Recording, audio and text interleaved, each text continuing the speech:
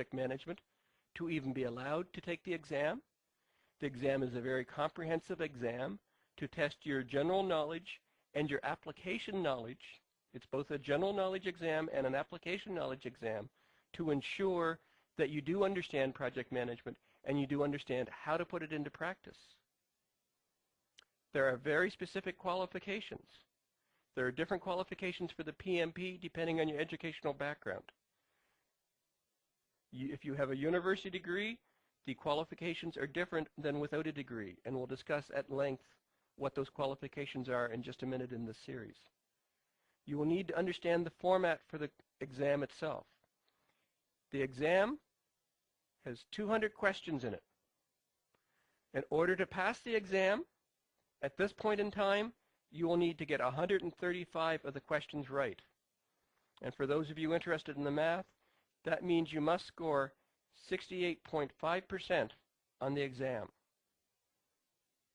The only grade given from the PMP exam is a pass or fail.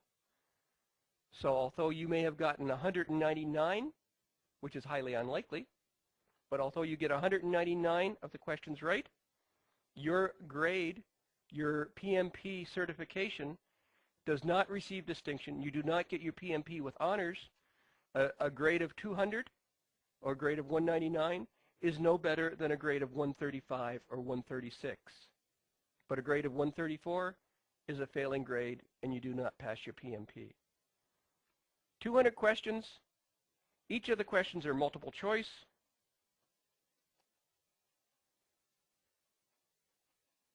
And it's a choice of 4 possible answers. You will need to go through and select the most appropriate answer. And the key is the most appropriate answer, not the correct answer, because there in fact may be more than one correct answer on the exam. Pick the most appropriate answer to the question, and again, the goal is to get 135 of them right. In order to do that, you need to know your material. It's intended to test knowledge, and it's intended to address application.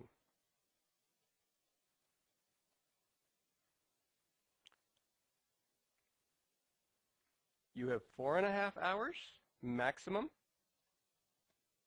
to complete the exam, and the exam is computer driven.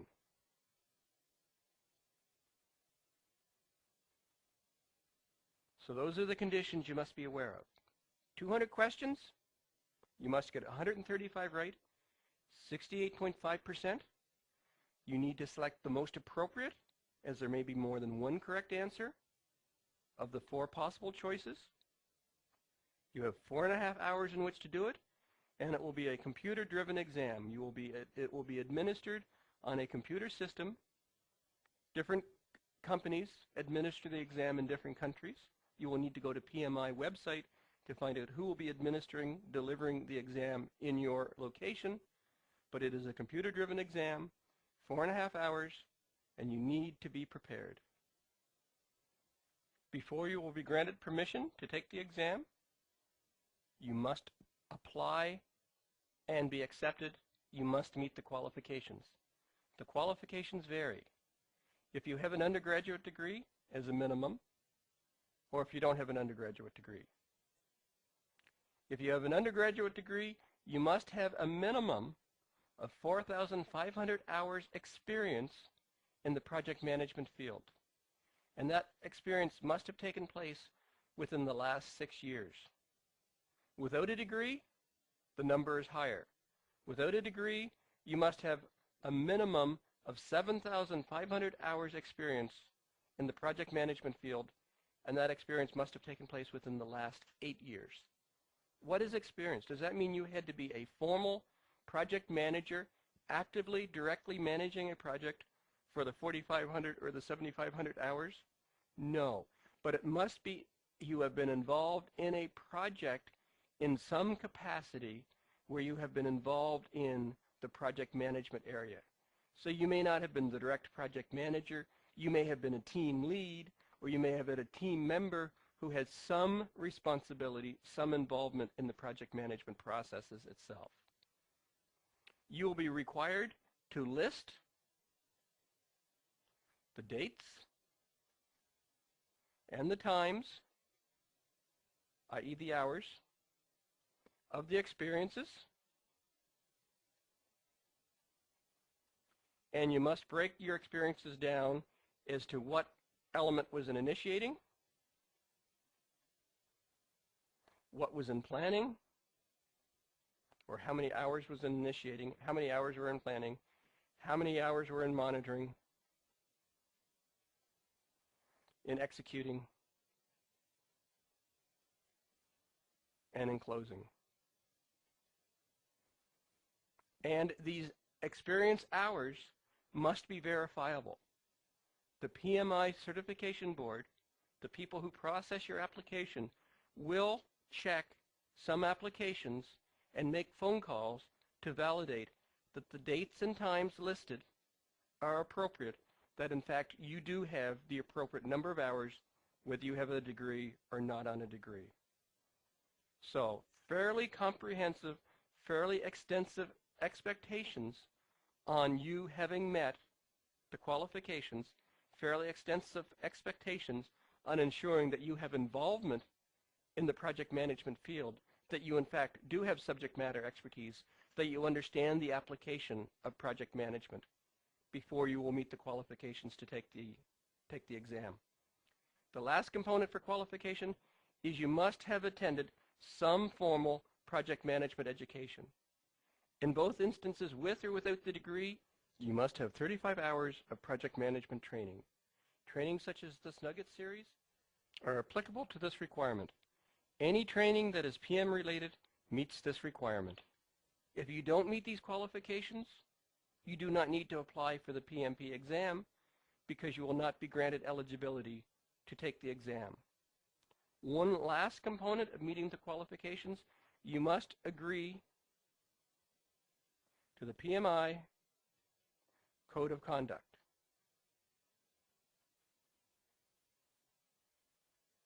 We have another nugget later in this series on project management professionalism, which will explain in more detail what the PMI Code of Conduct is all about. You want more information on the qualifications? Go to PMI.org.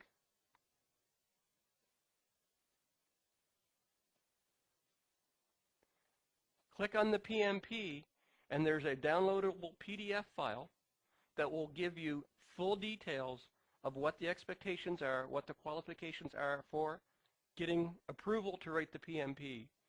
And again, you must ensure you are meeting the appropriate qualifications. You must ensure your qualifications are verifiable, because they will be verified in some instances. And when you meet these qualifications and you submit the appropriate funds, there is a fee for taking the PMP exam. I'm not going to list the fee as the fee changes with time. Again, you can get the current fee structure from www.pmi.org. So you meet the qualifications, you agree to the Code of Conduct, and you provide the appropriate fee, and you will be granted permission to take the exam. In order to do well on the day of the exam, you need to understand the format. As we mentioned in the introduction, there are 200 multiple choice questions. There are 4 possible answers per. These tests have been professionally developed.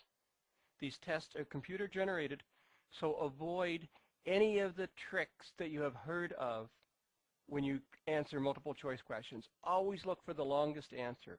Always look for the answer that comes first. Most of the right answers are in the second position. The last answer, none of that is going to apply. These questions are professionally developed. There's been a conscious effort to try to keep the questions and answers of similar size. There's absolute attention to try to make the questions as straightforward as possible. There are occasional instances of where option D will be none of the above or all of the above, but in most instances you will have 4 separate possible answers to the multiple choice. Recognizing that the questions are designed to test your knowledge, general book-learned knowledge. Some of the questions are designed to test your application. When you are in an actual project management position, how would you deal with this situation? They're situational specific. And some of the questions are going to require you to do analysis. You're going to be presented with some project management facts and figures. You need to be prepared for general knowledge questions, situational specific. If I was in this situation or when I was in this situation, how would I deal with it? And there will be questions where you need to go through and do analysis and think through and analyze the information provided in the question and use that to develop your answers. There will most likely be a series of questions, again, primarily analysis type questions, where you will be given a scenario and then multiple questions directly related to that scenario, typically where the results of your first piece of analysis will be used to feed your second piece of analysis. The 200 questions are drawn from a large database of all possible questions. The intent is no two PMP exams ever given will be the same. It's not going to do any good to go out and ask your friend who just completed their PMP exam, what were the questions? Give me the questions so I can get the answers.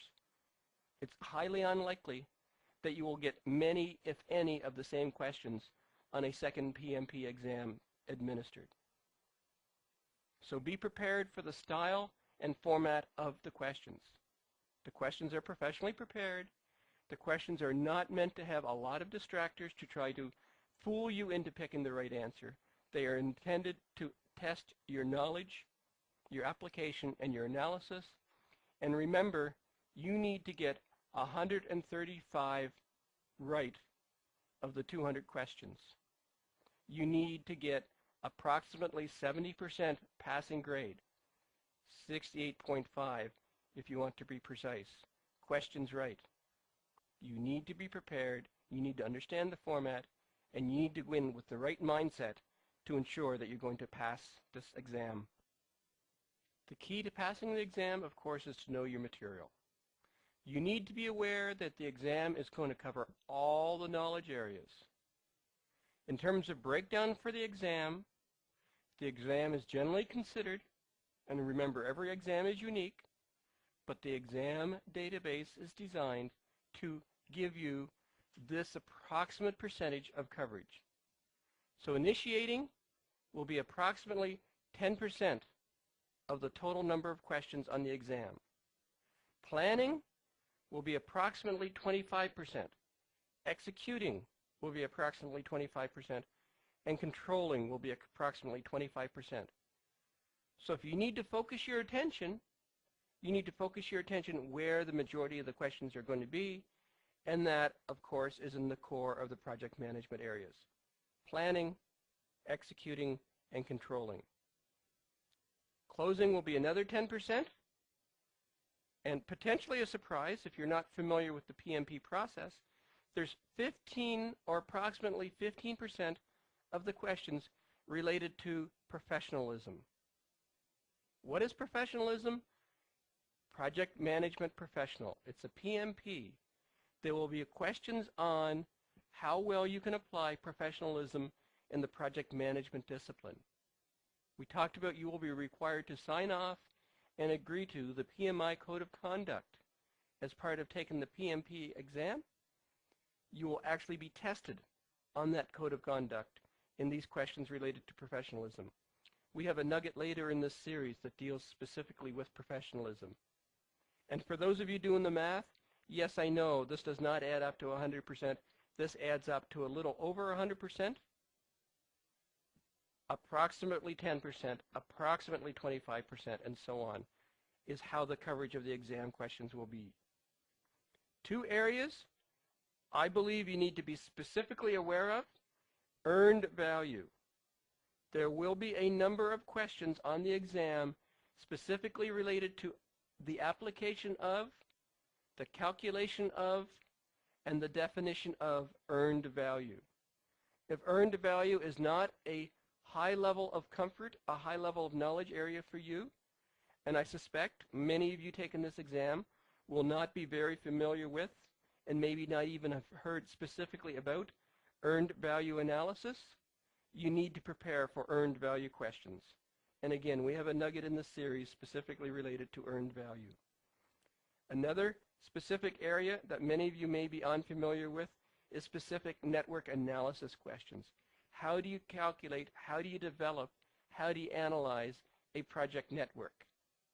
We're probably all very familiar with tasks and task dependencies, predecessor-successor relationships. Network analysis goes beyond that. It accepts that, but it brings in effort. It talks about early starts and early finishes and slack.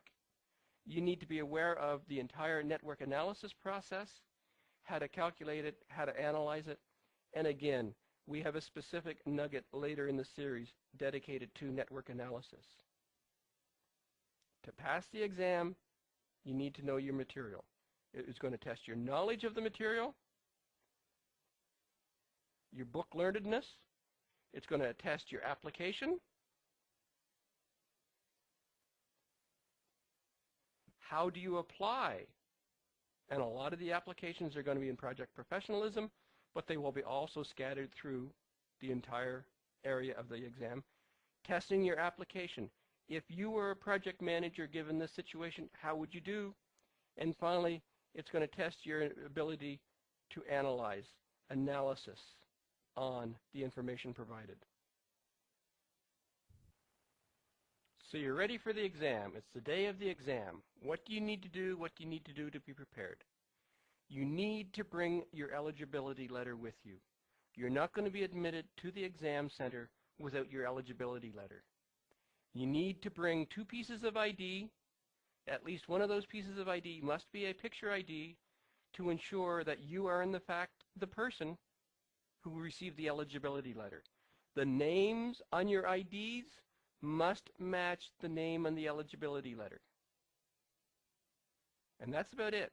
You can bring a non-programmable calculator.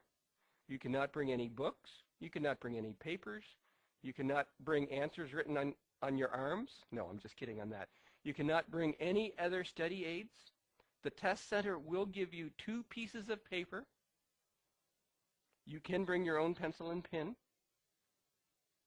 And that's it.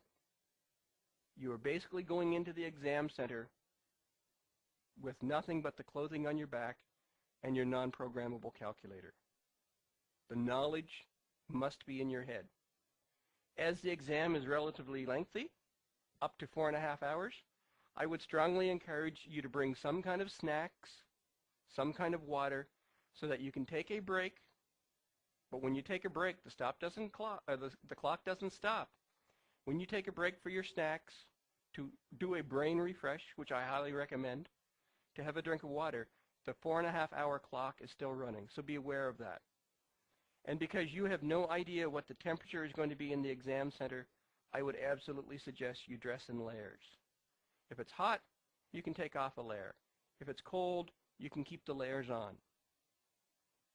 Be prepared, and I would say overall, you need to be relaxed. You've done your homework. You've done your study. You've taken this nugget series. You're an experienced project manager. I'm sure you'll do well. Be ready, be prepared, and be relaxed, and I'm sure you'll do your best. Final words of advice I have for you for the PMP are in the form of these tips and hints. First thing, when you sit down in the exam center, use the paper provided. If there's anything you're not aware of, if you're not sure you're going to remember the terms for earned value, take your paper, take your pencil, write them out while it's still fresh in your mind. EV equals earned value. AC equals, BC equals, write out the terms, the pieces of information that you think you're likely to forget, get them on paper while your brain is fresh, then you can go back and review them. As discussed throughout this nugget, memorization is not enough. If all you've done is memorize the PMBOK, you're probably not going to get a passing grade on the PMP. You need to understand the application. You need to be prepared to do the analysis. First thing, you need to build up your confidence. The exam allows you to skip questions. The exam allows you to mark questions to come back for later review. So if the first question or the fifth question is a hard question and you don't have an obvious answer, mark it for later review, skip it, and come back to it. Do a first pass through the exam, answer all of the easy questions first, build your confidence.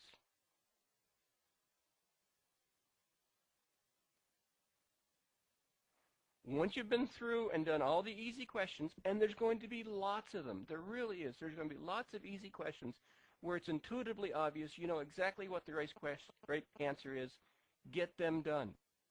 Then go back and look at the harder ones. And I think you'll surprise yourself.